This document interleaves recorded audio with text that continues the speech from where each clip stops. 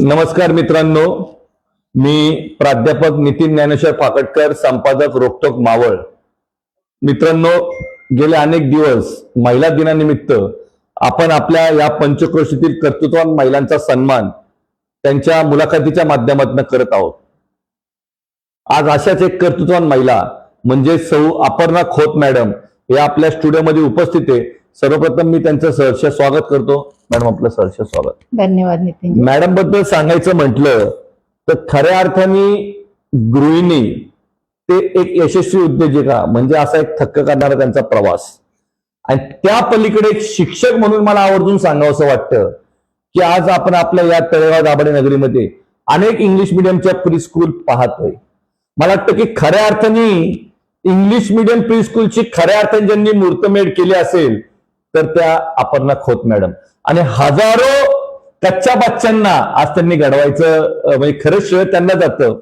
आणि त्या पलीकडे जाऊन सांगायचं म्हटलं तर आज ही मुलाखत मी विशेषतः आमचे शैक्षणिक गुरु म्हणजे कैलासवासी आदरणीय खोत सर यांना मी माझ्यातर्फे एक मुलाखत समर्पित करू इच्छितो. त्यांचं स्मरण करतो आणि आजच्या मुलाखतीला सुरुवात करतो.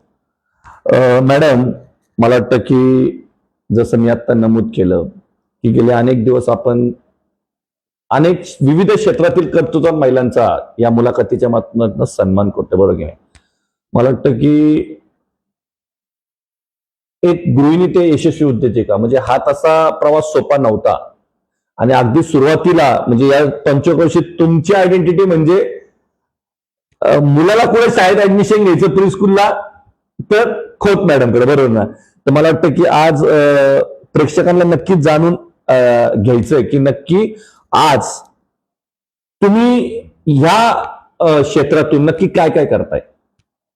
काय काय करते हा मुख्य प्रश्न आहे. सगळ्यांनाच पडणार. त्यावेळेस आम्हाला चांगलं माहित होतं की श्रेयस नर्सरी ते कच्चे बच्चानी मॅडम हे त्यावेळीचं समीकरण होतं.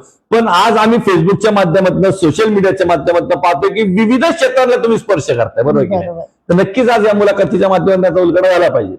मी माझ्याबद्दल तर सांगतेच, तत्पूर्वी तुमचं अभिनंदन की तुम्ही तुमच्या इतक्या व्यस्त दिनचर्येतून वेळात वेळ काढून तळेगावातील अनेक क्षेत्रातल्या महिलांचे, पुरुषांचे सगळ्यांचेच इंटरव्ह्यू घेताय आणि त्या माध्यमातून लोकांना बरंच काही मार्गदर्शन करताय. तर तुमचं प्रथम अभिनंदन. तुम्ही विचारलं मला की गृहिणी ते यशस्वी उद्योजिका. खरं तर उद्योजिका म्हणून माझी ओळख ही आपोआप निर्माण झाली. त्यासाठी माझं असं काही मनापासून इच्छा नव्हती की मला खूप यशस्वी उद्योजिका वगैरे व्हायचंय. समोर ज्या गोष्टीची गरज आहे समाजाला ते काम करत करत आपण पुढे गेलो. नर्सरीबद्दल तर आता नितीनजींनी आपल्याला सांगितलंच, पण त्याचबरोबर मी आत्ता ऍट प्रेझेंट जे जे काही करतेय ते एक थोडक्यात सांगते. आता मी पेरेंटिंगचे म्हणजे पॉझिटिव्ह पेरेंटिंग, सुजाण पालकत्व ह्याचे लेक्चर्स घेते, लोकांना मार्गदर्शन करते. वैयक्तिक तर करतेच, तसेच वेगवेगळ्या शाळांच्या माध्यमातून आणि वेगवेगळ्या सोसायटीजच्या मध्ये. हल्ली तर आपण बघतो की बऱ्याच गोष्टींमध्ये पेरेंट्सना खूप प्रश्न येतो, कारण पूर्वी त्याची गरज नितांत आजच्या काळात त्याची नितांत गरज आहे पालकांना, मॅडम. बरोबर. आणि मला वाटतं की गेल्या अनेक वर्षांचा त्या सगळ्या कच्च्या बच्चांना घडवायचा अनुभव तुमच्या पाठीशी आहे, बरोबर की? त्याच्यामुळे ते मला वाटतं या क्षेत्रात उत्तमच तुमचं मार्गदर्शन होत असेल. म्हणजे मला शाळा सुरू करतानाच हे जाणवलं की मुलांना सांभाळण्यापेक्षा पेरेंट्सना मार्गदर्शन करणं हे खूप जास्ती गरजेचं आहे. सो मी त्या क्षेत्रात आता काम करतेय. त्याचबरोबर पॅरेंटिंग काउन्सिलिंग, थोडक्यात पेरेंटिंगचा मी एक सर्टिफाईड कोर्स केला आणि अनुभव तर गाठीशी होताच. तर ते एक काम करतेय आणि ते मी फ्री ऑफ कॉस्ट करते. म्हणजे ते माझ्या उद्योगांमध्ये नाही मोडत. आणि उद्योजिका म्हणण्यापेक्षा by profession me fingerprint expert आहे. ते तर काम कारण की पेरेंटिंग करताना असं जाणवतं की पेरेंटिंग आपण सरधोपटपणे नाही करू शकत. पेरेंटिंग हे प्रत्येक व्यक्ती वेगळा आहे, प्रत्येक मूल वेगळं आहे आणि त्याचं पेरेंटिंग आपल्याला त्याप्रमाणे करावं लागतं. सो फिंगरप्रिंट हे एक माध्यम आहे की त्या माध्यमातून आपण पेरेंटिंग पण खूप छान करू शकतो. बाकी तर बऱ्याच गोष्टी आहेत त्या मी पुढे सांगेन. आणि त्याचबरोबर रुद्र पठण करते, त्याचे क्लासेस घेते. गीता परिवाराबरोबर भगवद्गीता शिकवतीये. वा. आणि यापेक्षा अजून मोठं कार्य काय करावं, बरोबर की नाही? की ज्या आपल्या हिंदू धर्मामध्ये भगवद्गीतेला सगळ्यात पवित्र स्थान आहे, बरोबर की नाही? बरोबर. आणि त्याचं तुम्ही आज मुलांना ते जर शिकवत असतील तर त्याच्यापेक्षा मला वाटत नाही की आयुष्यात अजूनपर्यंत मोठं काम करायचं राहिले. मुलांनाच नाही तर मोठ्यांना पण शिकवते. आणि नितांत गरज आहे मॅडम याची त्याची. आणि त्याच्याच बरोबर बऱ्याचशा वेगवेगळ्या संस्थांशी संबंध आला मध्यंतरीच्या काळात माझा. तर स्वावलंबन फाउंडेशन म्हणून एक संस्था होती, त्या संस्थेच्या माध्यमातून मी जवळजवळ 2000 पेक्षा जास्त महिलांना वैयक्तिक मार्गदर्शन केलं ओके व्यवसायासाठी. ओके. कारण की एक ठराविक वय झाल्यानंतर प्रत्येकाला असं वाटतं की काहीतरी करावं. मग काहीतरी करण्यापेक्षा आपलं पोटेन्शियल काय आहे ते जाणून घेऊन जर केलं तर त्या संबंधात पण मी त्यांना मार्गदर्शन केलं. वेगवेगळे एक्झिबिशन्स लावून तळेगावात पण आपले व्हॉट्सअपचे 3 ग्रुप्स फुल होते महिलांचे. सो व्यवसाय मार्गदर्शनच्याही क्षेत्रात काम करता आलं. आणि हे सगळं करत असताना मुळात आपल्या हॉबीज ज्या आहेत ना, तर त्या हॉबीज आपल्या मेंदूला उद्दीपित करण्याचं काम करतात. म्हणजे लोक विचारतात की एवढं सगळं काही तुम्ही कसं करता. बरोबर आहे ना. शेवटी बॅलन्स करणं म्हणजे शेवटी एक गृहिणी म्हटलं की तिला शेवटी परिवार तर त्याची तर म्हणजे ते तर पहिलं बघावं लागतं आणि ते उत्तमरित्या करून हे सगळं पाहणं म्हणजे ते शेवटी लोकांना कुठेतरी ते प्रश्न पडतोच की एक महिला हे सगळं कसं बॅलन्स करते. बरोबर ना. तर आपण एकत्र कुटुंबात आहोत, 4 पिढ्या आपल्या घरात एकत्र नांदतात आहेत. ते सगळं सांभाळून आपल्या हॉबीजसाठी जेव्हा वेळ दिला जातो तर तो आपल्याला आपली इतर कामं करण्यासाठी पण चालना देतो. म्हणजे थोडक्यात गिव्ह अँड टेकचं रिलेशन आहे की आपल्या मेंदूची गरज आपण पूर्ण केली तर तो आपल्या सगळ्या गरजा पूर्ण करतो. सो आपल्या तळेगावात कलापिनी, श्रीरंग कला निकेतन, त्याचबरोबर आम्ही स्वतः पिंपरी चिंचवड एरियामध्ये एक संवादिनी म्हणून संगीत कला अकादमी सुरू केली होती. आणि मधुवंती म्हणून आपला भक्तिगीत मंडळाचा ग्रुप पण गेले 32 वर्ष आहे. तर ह्या सगळ्या गोष्टींमधून आपण आपल्या हॉबीज कायम ठेवतो आणि त्यामुळेच आपल्याला इतर गोष्टी करण्यासाठी पण ऊर्जा मिळते. त्यामुळे सर्वांनाच माझं, महिला काय पुरुष काय, सगळ्यांनाच सांगणं आहे की आपल्या व्यवसायात किंवा आपल्या नोकरीमध्ये किंवा आपल्या रुटीनमध्ये व्यस्त होताना आपल्या हॉबीजकडे पण लक्ष द्या. म्हणजे तुम्ही आनंदाने तुमची सगळी कामं करू शकता. मॅडम तुम्ही म्हणजे बोलता बोलता म्हणजे जेवढ्या सहजतेने तुम्ही सांगितलं, रुद्रपठण असेल, भगवद्गीता असेल, पॅरेंट काउन्सिलिंग असेल, म्हणजे 1 to 1 महिलांना मार्गदर्शन असेल, बरोबर की नाही. म्हणजे मला आज ह्या माध्यमातून नक्की हा उलगडा झाला पाहिजे की हे सगळं करत असताना आज मला वाटतं प्रामुख्याने जसं तुम्ही मागाशी नमूद केलं की फिंगरप्रिंट, बरोबर आहे, तर मला त्याच्यावरती जास्त स्ट्रेस करायला आवडेल. तर त्याची नितांत आज गरज आहे की फिंगरप्रिंटच्या माध्यमातून काउन्सिलिंग खूप इंटरेस्टिंग आहे. थोडे जाणून घ्यायला नक्कीच याबद्दल आवडेल. कारण आता 10वी 12वीच्या पण नुकत्याच परीक्षा झाल्या आहेत, बरोबर की नाही. आणि पालकांना प्रश्न आहे की बाबा पुढं काय. तर मला वाटतं this will be the one of the best platform. Actually आपले फिंगरप्रिंट्स जे आहेत ते आपल्या मेंदूशी डायरेक्टली संबंधित आहेत. बरोबर. सो आईच्या पोटात बाळ ज्या वेळेला 3 महिन्याचं असतं तेव्हापासून 7 महिन्याचं होईपर्यंत हे फिंगरप्रिंट्स आणि मेंदू दोन्हीही डेव्हलप होत असतात. आणि फिंगरप्रिंट्स हे एकमेव असं माध्यम आहे की जे आपली जन्मजात क्षमता सांगतं. बॉन्ड टॅलेंट म्हणतो आपण. सो प्रत्येक व्यक्ती हा वेगळा आहे आणि प्रत्येक व्यक्ती स्वतःचं वेगळेपण घेऊन जन्माला येतो. ते वेगळेपण ओळखून आपण त्याला मार्गदर्शन केलं तर त्याला आयुष्य घडवायला नक्कीच सोपं पडतं. म्हणजे थोडंसं इंटरप्ट करतो की मला वाटतं की आज जे पालक नक्कीच ऐकत असतील त्यांनी याच्यातनं हा बोध नक्की घ्यावा की परमेश्वराने प्रत्येक मुलाला मुलीला काहीतरी बॉन्ड टॅलेंट दिले. फक्त तुम्ही या अशा जसं DMIT या टेस्टच्या माध्यमातून तो फक्त आपण शोधायचंय आणि त्याप्रमाणे त्याला आयुष्यात दिशा द्यायचं काम करायचं. म्हणजे थोडक्यात सचिन तेंडुलकरनी जर ठरवलं असतं की लता मंगेशकरांसारखं गाणं म्हणायचं तर त्यांना जमलं नसतं. बरोबर ना. बरोबर. शिवाय प्रत्येक व्यक्तीची एक पद्धत असते पुढे जाण्याची. बरोबर. तर आपण आता मी भगवद्गीता शिकवते तर एक महाभारतातलंच उदाहरण देते की कर्ण, अर्जुन आणि एकलव्य हे तिन्ही उत्तम धनुर्धर होते. तिथे आपण कोणालाच कमी जास्ती नाही लेखू शकत. पण तिघांचीही त्याच्याकडे जाण्याची पद्धत वेगळी होती. अर्जुनाला व्हाय अँड हाऊ त्याचं जोपर्यंत क्लिअर होत नाही सारखं त्याला कोणीतरी बरोबर हवं असायचं, नाहीतर तो कधी पण शस्त्र टाकू शकत होता. तर श्रीकृष्णाला माहिती होतं भगवंताला की त्याला हे हवंय. सो त्यांनी त्याच्याबरोबर सारथ्य केलं. कर्णाचं असं होतं की त्याचा सेल्फ इगो जो कोणी सॅटिस्फाय करेल त्याच्याबरोबर तो काम करेल आणि त्याचं तो ठरवेल, चांगलं असू नाही तर वाईट असू. बरोबर. तोही उत्तम धनुर्धर होता 100%. आणि एकलव्याला गोल सेटिंग गरजेचं होतं. म्हणजे त्याला फक्त धनुर्विद्याच नव्हती शिकायची तर त्याला द्रोणाचार्यच व्हायचं होतं.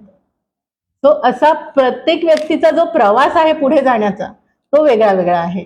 तर तो कसा आहे हे पण आपल्याला फिंगरप्रिंट्सच्या माध्यमातून कळतं की आपल्या मुलाला किंवा आपल्याला स्वतःला नेमकी कशी पुढे जाण्याची गरज आहे. किंवा अजून एक की काही लोक अशी असतात की जी जगापेक्षा वेगळं काहीतरी करण्यासाठी जन्माला आलेली असतात. थॉमस अल्वा एडिसनचं उदाहरण आहे आपल्याकडे.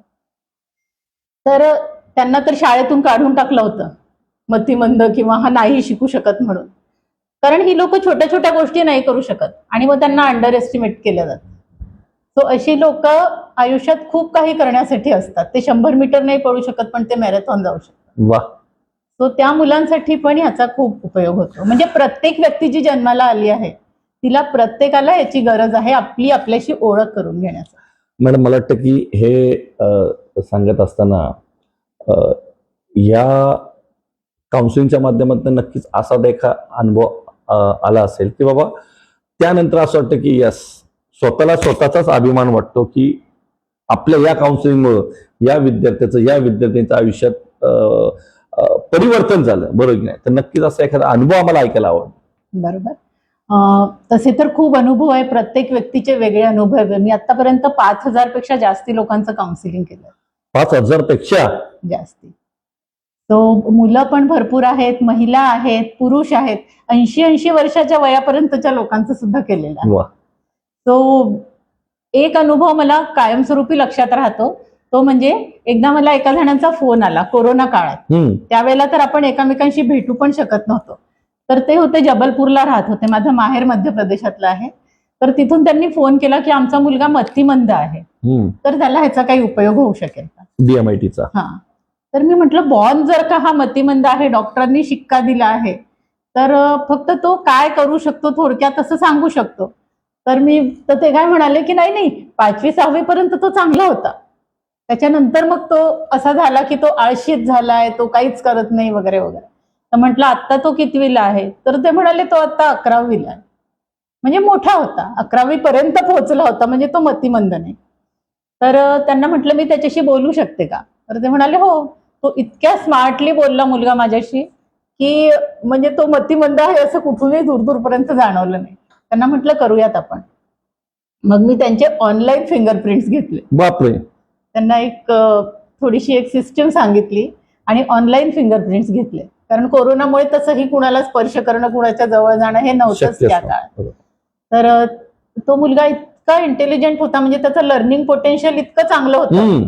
आणि ह्या लोकांनीच म्हणजे पेरेंट्सनीच त्याच्यावरती असं टॅगिंग करून टाकलं होतं की हा आळशीच आहे, हा काहीच करत नाही. जेव्हा की म्हणजे तो खूप हुशार मुलगा होता आणि त्याला यांनी घातलं होतं सायन्सला. आणि त्याची सायन्सकडे जाण्याची कॅपॅसिटी नव्हती, तर त्याची नेचर त्याचा कनेक्ट इतका चांगला होता आणि मॅनेजमेंटचे गुण इतके चांगले होते की तो हॉटेल मॅनेजमेंट चांगला करेल असं मी त्यांना सांगितलं. तर ते पेरेंट्सच इतके अंडर एस्टिमेट करत होते मुलाला की ते हसले, की ते म्हणाले की अहो हा काय एंट्रन्स पास करू शकणार आहे, हा अभ्यासच करत नाही. तर त्यांना म्हटलं बघू तर आपण, तुम्ही त्याची फील्ड बदला. फक्त इतके वर्षात आता तुम्ही तर पुढे मतिमंद म्हणूनच म्हणताय, तर 1 वर्ष हे वाया जाऊ द्या आणि त्याला सायन्स त्याचं फक्त काढा. तो सायन्समुळे त्याचा आत्मविश्वास कमी होतोय. तर त्यांनी ऐकलं आणि त्या मुलांनी हॉटेल मॅनेजमेंटची जी एंट्रन्स होती ती फर्स्ट अटेम्प्ट मध्ये क्लिअर केली आणि तो मुंबईला ताजमध्ये लागला. ताज इंटरनॅशनल मध्ये कॅम्पसमध्ये. त्याने मला पूर्ण झाल्यानंतर जेव्हा तो ताज सोडणार होता आणि बोटीवर जाणार होता, त्यावेळेला त्याने मला ताज हॉटेलचं 2 दिवसाचं पॅकेज गिफ्ट केलं. तो हा अनुभव माझ्या आयुष्यातला इतका चांगला आहे की ज्या मुलाला मतिमंद म्हणून शिक्का लागला होता, तो मुलगा आज इतक्या मोठ्या पोस्टवर काम करतो. म्हणजे मला वाटतं ना मॅडम की आयुष्यात शिक्षक होणं हीच खूप मोठं अचिव्हमेंट आहे, बरोबर की नाही? आणि आज आपल्यामुळे कोणाचं तरी आयुष्य सार्थकी लागतं की ज्या मुलाला स्वतः आई वडीलच कमी समजत होते, बरोबर की नाही? त्याच्या आयुष्यात परिवर्तन आणण्यासाठी आज जर कोणाची मदत झाली असेल तर आपण खोत मॅडमची आली असेल, बरोबर की नाही? म्हणजे तुम्ही माध्यम ठरले असेल, आपण एक माध्यम पण ते माध्यम ठरणं आणि एखाद्याच्या आयुष्यात परिवर्तन होणं आणि त्याचं आयुष्यात सार्थकी लागणं म्हणजे दिस इज नॉट अ जोक. आणि मला वाटतं की हे जे विद्यार्थी असतात आयुष्यभर स्मरणात अशा गुरूंना नक्कीच ठेवतात, बरोबर. आणि आपल्याला सुद्धा लक्षात राहत. मला वाटतं की मॅडम हे सगळं ऐकत असताना आज विविध क्षेत्रात काम करत असताना म्हणजे अगदी सुरुवातीपासून जसं मी नमूद केलं की स्त्रियस नर्सरी, तर ते आतापर्यंत विविध क्षेत्रातला तुम्ही स्पर्श करताय. मला वाटतं की ह्या क्षेत्रात कार्य करत असताना अडचणी सुद्धा तेवढ्याच येतात. म्हणजे असं म्हटलं जातं ना की प्रॉब्लेम हा तर आयुष्याचा भागच आहे, बरोबर. बरोबर की नाही. तर अशी काय ऊर्जा असते की बाबा त्याच्यावरती तुम्ही तेवढ्याच सहजतेने, कारण तुमचा जीवन प्रवास ऐकताना ते आम्हाला जाणवलं की प्रॉब्लेम्स येतात, खोत मॅडमच्या सुद्धा आयुष्यात प्रॉब्लेम्स येतात, संकट येतात, बरोबर की नाही. बरोबर. पण त्या पॉझिटिव्ह त्याला सामोरं जायची तुमची कला किंवा ती ऊर्जा, हे नक्की काय आहे समीकरण?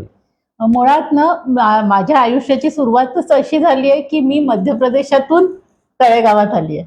म्हणजे वयाच्या 18व्या वर्षी मी BSc होऊन तळेगावात आले आणि लग्न होऊन तळेगावात जे मी आले तेव्हापासून मी तळेगावातच आहे. आणि ज्या वेळेला मी इथे म्हणजे मी आता जे यशस्वी उद्योजिका आहे माझ्यावरती जे लेबल लागलंय, ह्यासाठी मी स्वतःहून असं काहीही वेगळं काही केलेलं नाहीये. माझी त्या विषयात जे आपण जे काम करतो त्या विषयावर आपली श्रद्धा असली आणि सातत्य असलं तर माणूस नक्कीच यशाच्या शिखरावर पोहोचतो. त्यासाठी त्याला वेगळं काही करावं लागत नाही. तर माझा मुलगा ज्या वेळेला 3 वर्षाचा झाला त्यावेळेला मला असं वाटलं की तळेगावात स्कूल नाही आहे, प्ले स्कूल, त्याला घालायला गेले तेव्हा, म्हणून मी प्ले स्कूल सुरू केली. बापरे, त्याला शाळा, तुम्ही प्ले स्कूलच चालू केली? मला शाळा मिळाली नाही म्हणून मी प्ले स्कूल सुरू केली की नाही आपल्या मुलाच्या बाबतीत झालं असं नको व्हायला. आणि सुरू करताना पण 2 मुलांवर मी शाळा सुरू केली होती. म्हणजे असं त्याच्यातून खूप पैसे कमवायचे किंवा आपल्याला नाव कमवायचंय असा उद्देश नव्हता. ही गोष्ट नाहीये, ही सुरू केली. आणि आपण श्रद्धेने जे काम करतोय त्याच्यामध्ये आपल्याला यश मिळालं. त्या शाळेतूनच पुढे जाऊन पेरेंट्सची जेव्हा संपर्क आला तेव्हा कळलं की नाही, पेरेंट्सना जास्ती गरज आहे. मग पेरेंटिंग मधून हा विषय आला फिंगरप्रिंट अनालिसिसचा. त्यातूनच अजून एक विषय मी करते इन्शुरन्सचा. आता आपण दीनानाथचं नुकतंच उदाहरण बघतोय की इतका सगळा प्रश्न का आला असेल की त्यांच्याकडे हेल्थ इन्शुरन्स नसावा. तो हेल्थ इन्शुरन्स हा सुद्धा माझ्या श्रद्धेचा विषय आहे की प्रत्येकाकडे तो असावा. तर त्याच्यासाठी सुद्धा मी काम करते. आणि आयुष्यात आलेल्या प्रत्येक समस्येला उत्तर सगळ्यांसाठी फक्त एकच आहे की स्वतःचा आत्मविश्वास. तो जर आणि हा आत्मविश्वास मला माझ्या आईकडून मिळाला. आणि प्रत्येक गोष्टींवर मात करण्याची जी आईची किमया होती तेच आईकडे बघून आम्ही शिकलो. आम्ही दोघीही बहिणी अशात आहोत. माझी धाकटी बहीण पण वयाच्या 45व्या वर्षी लॉ करून ती आता हायकोर्टात आज त्या नक्कीच जर या बहिणीची मुलाखत पाहत असतील तर त्यांना सुद्धा तेवढा अभिमान वाटत असेल, बरोबर की नाही. तर आमच्या आईकडून हे बाळकडू आमच्यामध्ये आलंय की आपला आत्मविश्वास हाच आपल्याला पुढे नेऊ शकतो, इतर कोणीही नाही. तो प्रत्येक अडचणीवर मात करण्याचा प्रत्येकाला तो एकच उपाय आहे की आपलं काम सोडायचं नाही आणि आत्मविश्वासाने पुढे जायचं. मला वाटतं की मॅडम तुमचं प्रत्येक क्षेत्रातलं म्हणजे मला वाटतं आता जर तुम्ही गीतेचं महत्व सांगायला लागले तर मला वाटतं ही मुलाखतचं पार्ट 2 होऊ शकतं, बरोबर की नाही. बरोबर. पण शेवटी म्हणजे प्रत्येकच म्हणजे तुमचा आज जो अनुभव असेल किंवा त्यातलं जे नॉलेज असेल, बरोबर की नाही, तर मला वाटतं प्रेक्षकांना सुद्धा ही मेजवानी म्हणायची की बाबा एवढं मार्गदर्शन आपल्याला एका महिलेकडनं मिळतंय विविध क्षेत्रातलं. कारण युजली आपण पाहत असतो की एखादी महिला एखाद्या क्षेत्रात प्रावीण्य मिळवते, इट्स ओके. पण एखादी महिला विविध क्षेत्रात जेव्हा प्रावीण्य मिळवती त्यावेळेस ते नक्कीच म्हणजे अप्रिशिएबल आहे. मला वाटतं की मॅडम शेवटी आज T20चा जमाना आहे, त्यामुळे या मॅरेथॉनच मुलाखती म्हणायला हरकत नाही. तर वेळेअभावी मला वाटतं की अगदी थोडक्यात महिलांना या माध्यमातून आपण काय संदेश देणार आहे आज? महिलांना तर खरोखर गरज आहे. कारण की महिलांवरती अजूनही म्हणावं तसं त्यांना मोकळीक नाही आहे प्रत्येक क्षेत्रामध्ये. तर एक छोटीशी गोष्ट सांगून 1 मिनिटात मी संपवण्याचा प्रयत्न करते की एकदा प्राण्यांची शर्यत लागली एका डोंगरावर चढायची आणि त्यांनी सुरुवात केली चढायला. तर त्याच्यामध्ये बरेचसे प्राणी होते. तर त्यांना असं वाटलं की सगळे लोक बाहेरून ओरडत होते की अरे नाही, हा डोंगर खूप अवघड आहे, तुम्ही हे चढायच्या भानगडीत पडू नका. प्रत्येकच जण मागून त्यांना ओरडत होता की नका जाऊ नका जाऊ नका जाऊ. तर थोडं थोडं चढल्यावरती तो आवाज ऐकून लोक थांबत होते की नको, काही झालं आपल्याला तर मागे वळा मागे वळा, की नाही तुम्ही नाही जाऊ शकत नाही जाऊ शकत. आणि एक जो कासव होता तो शेवटपर्यंत पोहोचला. तर सगळे गेले त्याचा इंटरव्ह्यू वगैरे घ्यायला की अरे काय झालं असं की तू शेवटपर्यंत पोहोचला. तर तो काहीच बोलले ना, तो नुसताच सगळ्यांकडे बघत होता. तर तेव्हा असं लक्षात आलं की तो कासव बहिरा होता. अरे त्याला हे ऐकूच येत नव्हतं आजूबाजूला जे लोक बोलतायत ते. सो आपल्याला जर यशाच्या शिखरावर जायचं असेल, छान. स्पेशली महिलांना, छान छान छान. तर त्यांनी बहिरं होण्याची गरज आहे. Yes, yes, आपल्याला yes. जे कोणी निरुत्साहित करतायत त्यांचं काहीही ऐकायचं नाही. आपल्या आत्मविश्वासाने आपण चढायचं. आपण नक्कीच यशाच्या शिखरापर्यंत पोहोचू शकतो. मला वाटतं की कन्क्लुडिंग पार्ट मध्ये तुम्ही जो अगदी थोडक्यात आणि एक स्टोरीच्या माध्यमातून जो तुम्ही संदेश दिला ना, म्हणजे खरंच म्हणजे खूप काही सांगून जातो तो. आणि ऐकणाऱ्यांनी जर घेतलं तर नक्कीच मला वाटतं की आयुष्यात मागं वळून आपण पाहणार नाही. बरोबर ना? बरोबर. मॅडम, एक इंटरेस्टिंग राऊंड असतो आपला, एक रॅपिड राऊंड असतो, त्याचे फक्त उत्तर द्यायची. ओके? 2 आवडती पुस्तकं. Surprise round. हो हो हो. 2 आवडती पुस्तकं. एक तर मृत्युंजय वा. आणि एक विवेकानंद. ओके. 2 आवडते छंद. संगीत आणि सध्या नवीन नवीन लागलेला म्हणजे क्रिकेट खेळणे. अरे बापरे, आता तुम्ही क्रिकेट खेळायला सुरुवात केली. म्हणून म्हटलं की नक्कीच पार्ट 2 पर्यंत अजून काहीतरी आम्हाला बरंच ऐकायला मिळेल. बरोबर ना? 2 आवडते चित्रपट. आवडते चित्रपट एक तर असा भावनाप्रधान म्हणून मी मासूम बघितला होता, ओके. तो त्यावेळेचा लक्षात राहिला होता. आणि एक आत्ता छावा. छावा. वा. 2 आवडती पर्यटन स्थळ. आत्ता प्रयागराजला गेले होते वा. नुकतेच. हा. ते कुंभमेळ्याला, हा. ते तर खूपच आवडलेलं आहे. आणि मध्य प्रदेशातलं उज्जैन. उज्जैन. वा. मॅडम, मला वाटतं की एक आमचा सगळ्यांनाच एक जातात एक रोखठोक प्रश्न असतो की आज संपूर्णच खोत परिवाराला, विशेषतः खोत सर असतील, तुम्ही सगळे असतील, बरोबर ना, की शैक्षणिक क्षेत्राच्या माध्यमातून आणि इतर क्षेत्राच्या माध्यमातून पण ह्या तळेगाव दाभाडेतील नागरिकांनी तुम्हाला भरभरून प्रेम दिलं. तर नक्कीच ह्या तळेगाव दाभाडेसाठी 2 शब्द. तळेगाव दाभाडेच्या नागरिकांनी खरोखर भरभरून प्रेमच नाही दिलं तर आम्ही जे काही करतोय त्या प्रत्येक कामाला जे यश मिळालं ते फक्त आणि फक्त सगळ्यांनी आमच्यावरती जो विश्वास टाकला त्याच्यामुळेच मिळालं. सो आणि आम्ही काम पण तळेगाव दाभाडेसाठीच केलेलं आहे. सो तळेगाव दाभाडेतल्या सर्व लोकांची मी ह्या मुलाखतीच्या माध्यमातून कायमस्वरूपी ऋणी राहील की त्यांनी आमच्यावरती विश्वास टाकून जे काही आम्हाला म्हणजे आमच्यावर पुढे जाण्यासाठी आम्हाला साथ दिली त्याबद्दल खरोखर त्यांचं कौतुक आहे. आणि त्यांच्या कायमस्वरूपी मी ऋणात राहील. आभार मानून विषय संपवणार नाही. मला वाटतं येणाऱ्या काळामध्ये मॅडमने अजून नवीन विविध क्षेत्रांना स्पर्श करायचा प्रयत्न करावा, म्हणजे आम्हाला पार्ट 2 साठी आम्ही सज्ज होऊ. त्यांना येणाऱ्या काळामध्ये त्यांच्या करिअरसाठी शुभेच्छा देतो आणि आपल्या सगळ्यांचा निरोप देतो. धन्यवाद. धन्यवाद. धन्यवाद नितीन.